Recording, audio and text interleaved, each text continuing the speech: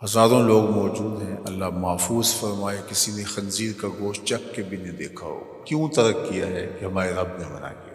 کسی نے کبھی مردار نہیں کھایا ہوگا، کیوں؟ اس لیے کہ ہمارے رب نے منع کیا۔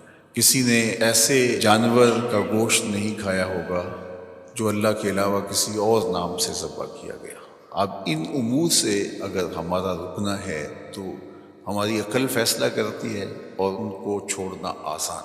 بہت ساری ایسی چیزیں ہیں، انسانی عقل اس کا فیصلہ کرتی ہے اور اللہ کے حکم کو ہم تسلیم کرتے ہیں۔ لیکن کچھ ایسی چیزیں ہیں کہ اللہ کا حکم بھی ہے، ہماری عقل بھی کہتی ہے کہ یہ چیزیں درست نہیں ہیں، لیکن اس کے باوجود ان کو چھوڑنا آسان نہیں ہے۔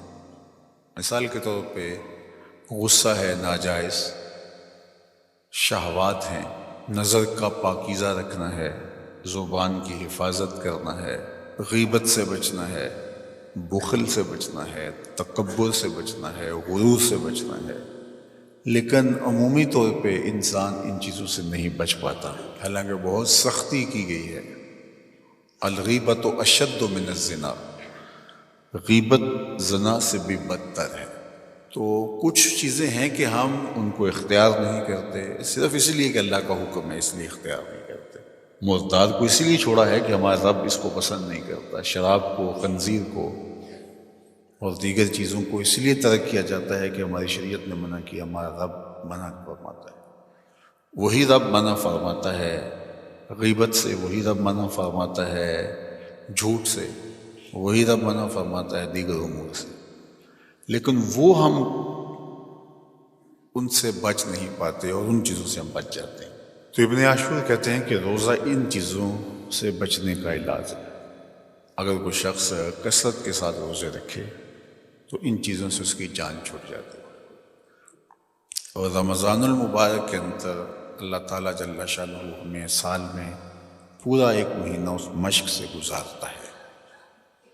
اگر ہم روزے کو اس کے آداب کی رعایت کے ساتھ گزاریں تو ان ساری بیماریوں سے ہماری جان چھوٹ سکتی ہے۔ روزے کا مقصد حصول تقوی ہے، اور جو چیزیں تقوی کے حصول کا ذریعہ بنتی ہیں ان کو اختیار کیا جائے، اور جو تقوی کے حصول میں رکاوٹ ہیں ان کو ترک کیا جائے۔ اور وہ جھوٹ ہے، برے اعمال ہیں، نظر کی، خیالوں کی ناپاکیزگی ہے، زبان کی ناپاکیزگی ہے، سوچوں کی آوارگی ہے، غیبت ہے، سب و شتم ہے، اخلاق رذیلہ ہیں، بدخوئی ہے، بغض ہے، کینہ ہے، حسد ہے، نفرتیں ہیں، صلہ رحمی کی بجائے قطع رحمی ہے، لوگوں کے لیے بدگمانی ہے، رزق حرام کمانا ہے، رزق مشکوک کھانا ہے۔ یہ وہ ساری چیزیں ہیں جو تقوی کے حصول کے لیے مانع ہیں۔ تقوی ان چیزوں کی موجودگی میں حاصل نہیں ہو سکتا، اور تقوی انہی چیزوں سے بچنے کا نام ہے۔